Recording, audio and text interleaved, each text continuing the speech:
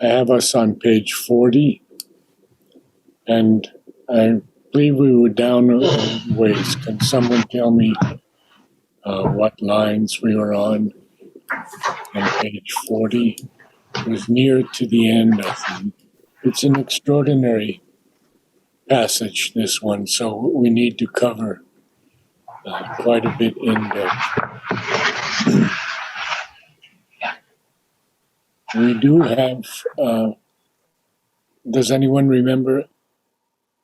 We can begin with the magician order of the cosmic mind. That would be a good place. You see, what I have done now is I have made a decision that because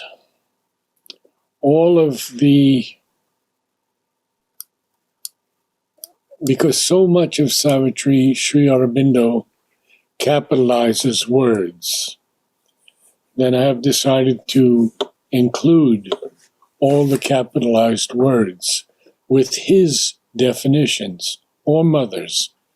Rarely mothers, but sometimes mothers are very beautiful, and I've included them. So the magician order of the cosmic mind, Sri Aurobindo has much to say because he actually defines the cosmic mind. And I'd like to go through this with you briefly. He says, nevertheless, the fact of this intervention from above, the fact that behind all our original thinking or authentic perception of things, there is a veiled, a half-veiled, or a swift, unveiled intuitive element. It is enough to establish a connection between mind and what is above it. It opens a passage of communication and of entry into the superior spirit ranges. He hyphenates spirit ranges. There is also the reaching out of mind to exceed the personal ego limitation, to see things in a certain impersonality and universality. Impersonality is the first character of cosmic self. Universality, non-limitation by the single or limiting point of view, is the character of cosmic perception. And knowledge. This tendency is therefore a widening, however rudimentary, of these restricted mind areas towards cosmicity, towards a quality which is the very character of the higher mental planes, towards that superconscient cosmic mind, which, we have suggested, must, in the nature of things, be the original mind action, of which ours is only a derivative and inferior process. Quite complex, but it's the life divine, after all. Now, in the synthesis of yoga, he says, there is one cosmic mind, one cosmic life, one cosmic body. All the attempt of man to arrive at universal sympathy, universal love, and the understanding and knowledge of the inner soul of other existences is an attempt to beat thin, breach, and eventually break down by the power of the enlarging mind and heart the walls of the ego and arrive nearer to a cosmic consciousness. And lastly, in his letters on yoga, which I encourage everyone to read, I know that Mother was not very happy with Amal's constant correspondence to Sri Aurobindo in the letters, but there is much that we can learn from Sri Aurobindo there as to how Savitri was created, as to the process and the evolution of Savitri in the many, many, many fascicles or drafts that he used. I think I've mentioned before that he made 16 different drafts of Book 1, Canto 1. So the letters on yoga. The results of the opening to the cosmic mind. One is aware of the cosmic mind and the mental forces that move there, and how they work on one's mind and that of others. And one is able to deal with one's own mind with a greater knowledge and effective power. There are many other results, but this is the fundamental one. So we go back to the beginning. The magician order of the cosmic mind, coercing the freedom of infinity. The word coerce is compelling, or to compel or restrain by force or authority, to dominate or control. And so it's coercing this freedom of infinity, but with what? With the stark array of nature's symbol facts. Stark we should deal with briefly. Stark is very bare, very blunt. It can be even harsh or extreme. But here it's very simple, austere and bare, a stark array. An array, of course, is an orderly arrangement or a series of things, often an imposing series. So this stark array of nature's symbol facts. But nature is capitalized here. And so we have to see what Sri Aurobindo says. We have many, many dictionary definitions, and they're often very useful.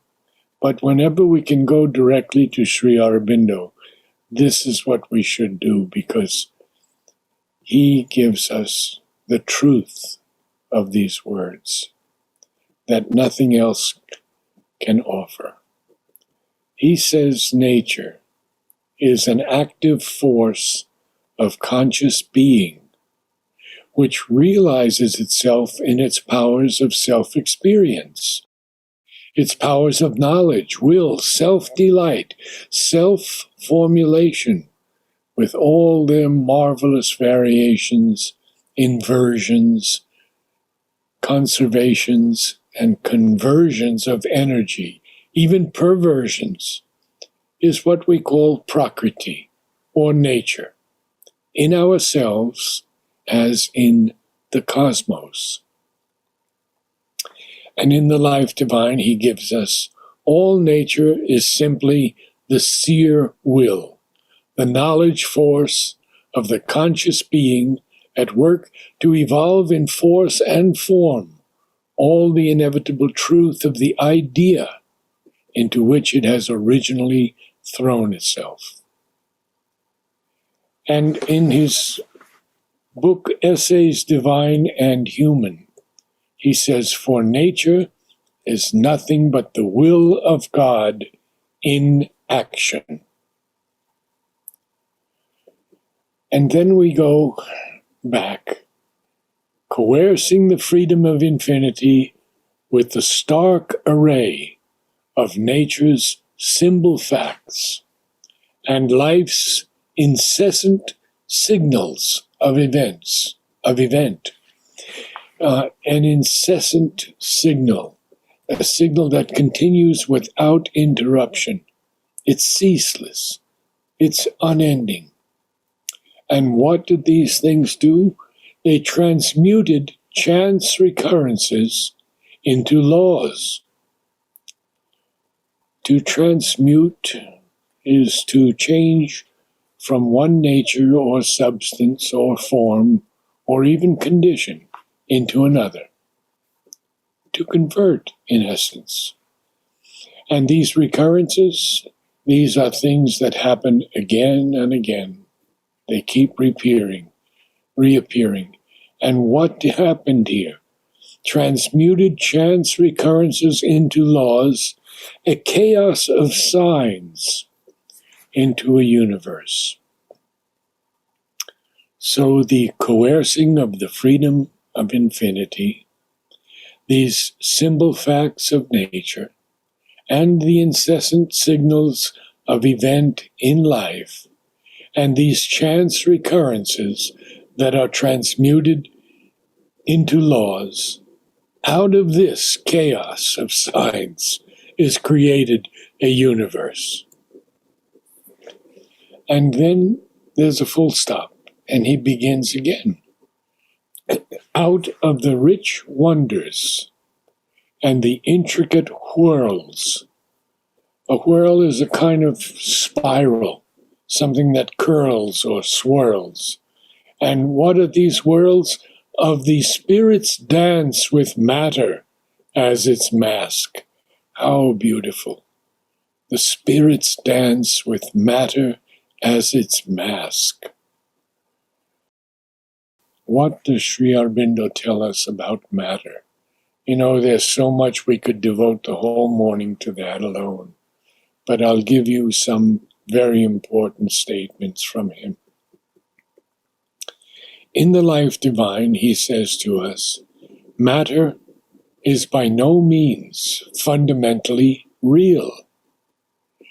It is a structure of energy, now fully verified by science also. In the synthesis of yoga, he says to us, matter means the involution of the conscious delight of existence in self-oblivious force and in a self-dividing, infinitesimally disaggregated form of substance. And essays in philosophy and yoga he gives us, matter is only so much mobile energy vibrating intensely into form. Scientists need to read this. In Essays Divine and Human, he tells us matter is but a form of consciousness. And in the synthesis of yoga, he says matter is a formation of life that has no real existence apart from the informing universal spirit which gives it its energy and substance. And then, in fact, matter itself is only an obscure form of the spirit. I hope this is helpful to everyone. It has certainly been very helpful to me to work for years on going through all of his works and finding these essential statements on all of the words that he capitalizes. So he says, out of the rich wonders and the intricate whirls of the spirit's dance with matter as its mask, the balance of the world's design grew clear. And out of this dance of the spirit with matter, capital M again, the design of the world grew clear. Its symmetry of self-arranged effects, managed in the deep perspectives of the soul. Now we have to hold there for a moment, because this symmetry, this correspondence or proportion or balance among these systems or parts of a system, this symmetry of self-arranged effects. Notice that he hyphenates self-arranged, which makes it one word, not self and arranged, but self-arranged. Managed in the deep perspectives of the soul. What is a perspective? It's a visible scene. It's a vista. It's an appearance of things relative to one another, as determined by their distance from the viewer. Lastly, and more weakly, it can be considered a mental view or outlook. But here it's managed in the deep perspectives of the soul.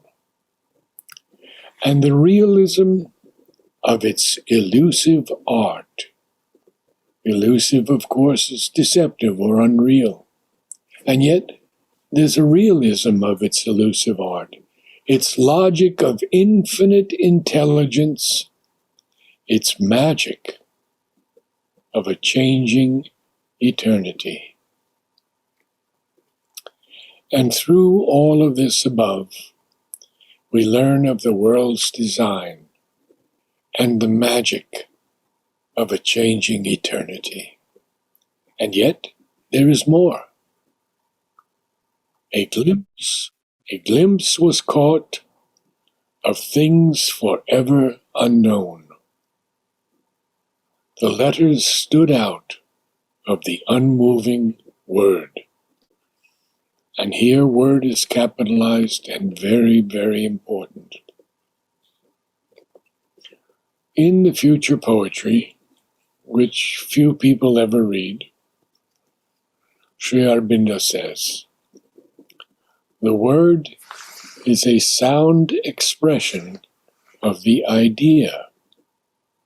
In the superphysical plane, when an idea has to be realized, one can, by repeating the word, expression of it, produce vibrations which prepare the mind for the realization of the idea.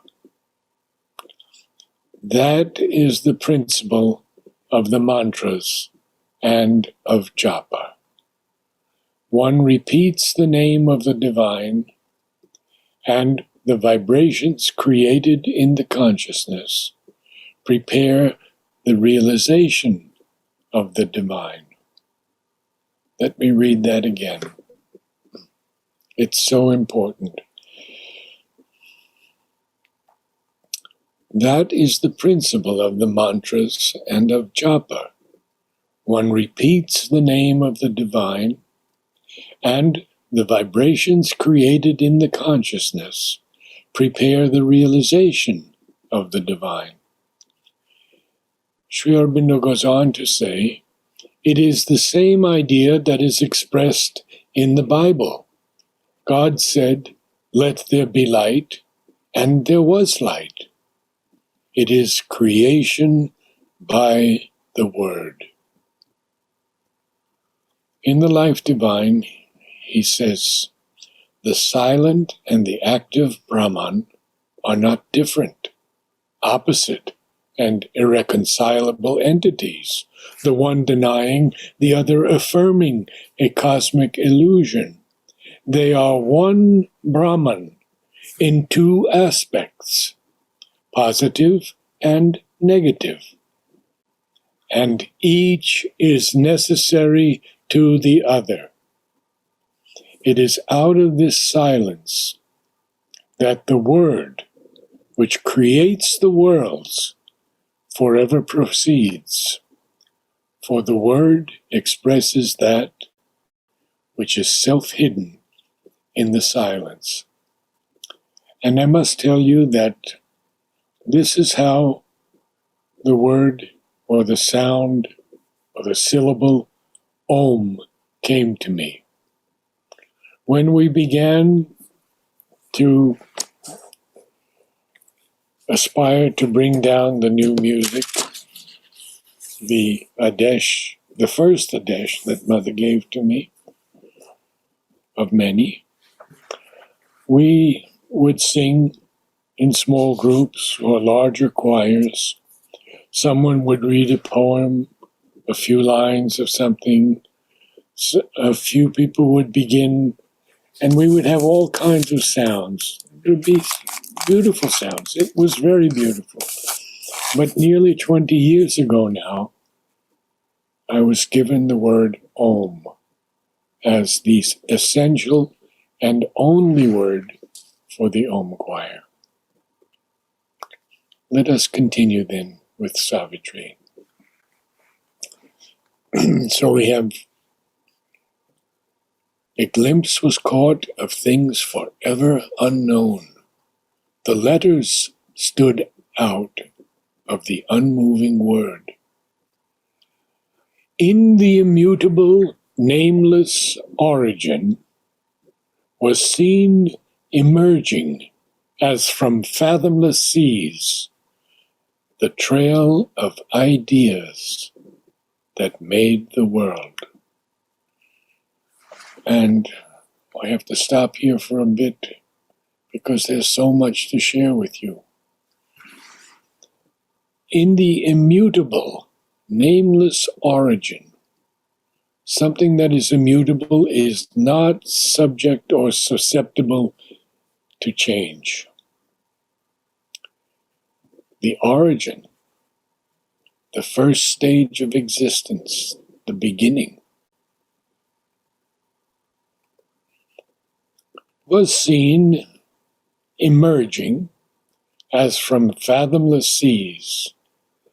Fathomless means impossible to measure the depth of, impossible to understand, incomprehensible. So, what was seen emerging as from fathomless seas? The trail of ideas that made the world. Now, Sri Aurobindo has so much to tell us about ideas. And I'm going to share quite a bit of that with you because it is so important. In the supramental manifestation, he has two quotes. A small little book. I think it was the last thing he wrote also.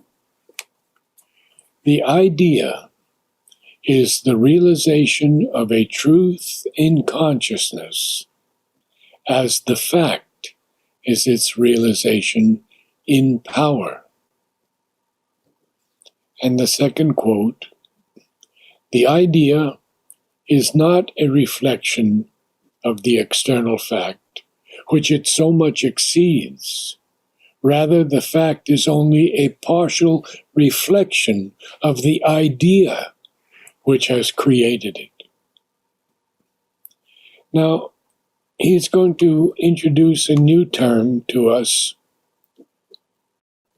and I'll go through that. It's from the Life Divine. The view I am presenting goes farther in idealism. It sees the creative idea as real idea. Now, he capitalizes the R and the I, and he hyphenates the term, real idea, and it comes up often in his works.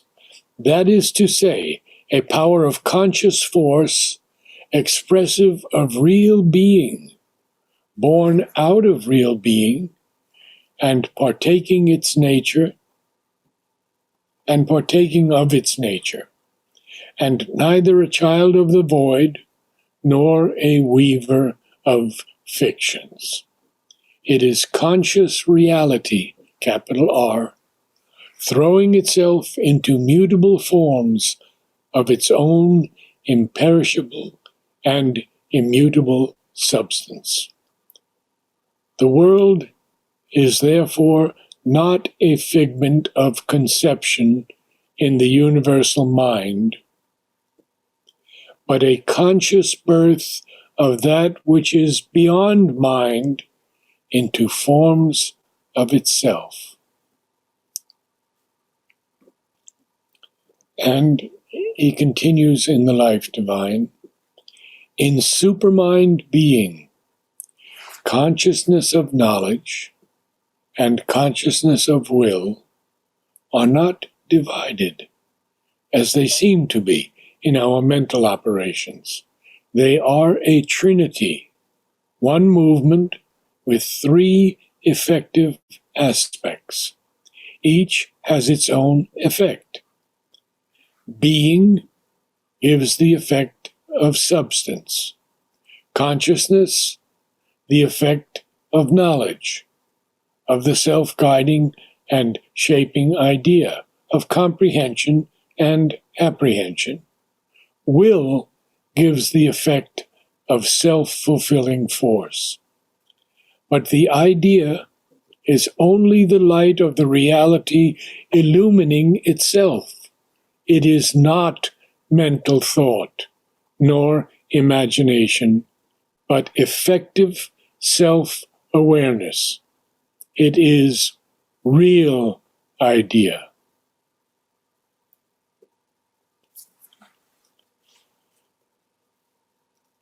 I'll carry on for a little more. So he says, the trail of the ideas that made the world, and sown in the black earth of nature's trance, the seed of the spirit's blind and huge desire, from which the tree of cosmos was conceived, and spread its magic arms through a dream of space. Let's cover for a few minutes this word, the Spirit. And Sri Aurobindo gives us so much here. In the letters on yoga, he says the Spirit is the consciousness above mind, the Atman, or self, which is always in oneness with the divine. In the essays on the Gita, he says, what we mean by spirit is self-existent being with an infinite power of consciousness and unconditioned delight in its being. In the Life Divine, he says, spirit is the soul and reality of that which we sense as matter. Matter is a form and body of that which we realize as spirit.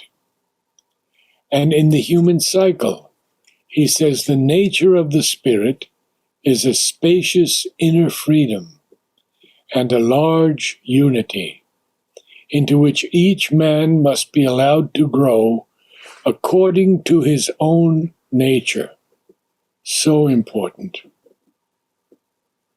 And in the essays in philosophy and yoga, he says, the spirit is the truth of our being. Mind and life and body in their imperfection are its masks, but in their perfection should be its molds. And finally, in the Life Divine, spirit is a final evolutionary emergence because it is the original involuntary element and factor. So we go back a couple of lines, and sown in the black earth of nature's trance, the seed of the spirit's blind and huge desire, from which the tree of cosmos was conceived. What is the tree of cosmos? Well, I have found that it's a common metaphor in many spiritual traditions. It's the tree with its roots in the heavens and its branches spread downward. and spread its magic arms through a dream of space. These mystical lines, so filled with beauty, speak of the tree of cosmos being conceived from the seed of the Spirit's huge, blind desire. And here, desire is not the term we traditionally understand, but the tremendous aspiration of the Spirit's seed, which is blind, that is, unseeing. Again, not blind as we know it. Immense realities took on a shape.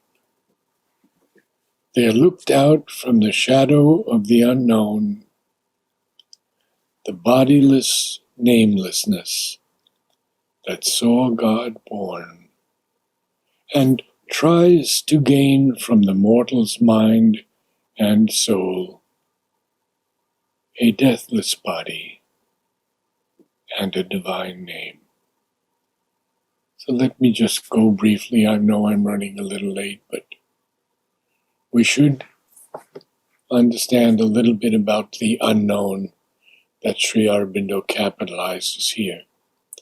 In the Life Divine, he says, the unknown is not the unknowable. It need not remain the unknown for us, unless we choose ignorance or persist in our first limitations. For to all things that are not unknowable, all things in the universe, there correspond in that universe faculties which can take cognizance of them, and in man, the microcosm. These faculties are always existent, and at a certain stage capable of development. We may choose not to develop them.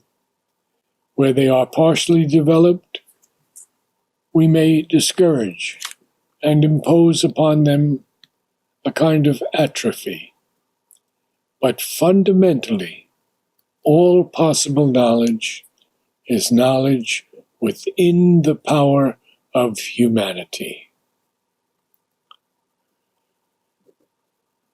The bodiless namelessness that saw God born, defying description. The nameless is inexpressible, and tries to gain from the mortal's mind and soul a deathless body and a divine name. And from all this magnificent creation that sees God come from the unknown, from a bodiless namelessness, capital N,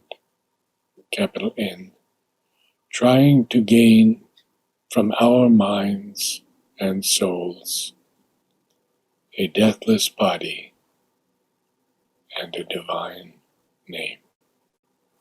Namaste all, and thank you. Please let me know if this is too much on the definitions given by Sri Aurobindo, or if you feel it is acceptable. It's great. It's great. Thank you. It was beautiful, Naradji. Thank you. Thank you. It's good that you go so in detail. Thank you. Wonderful. Namaste. Thank you so much.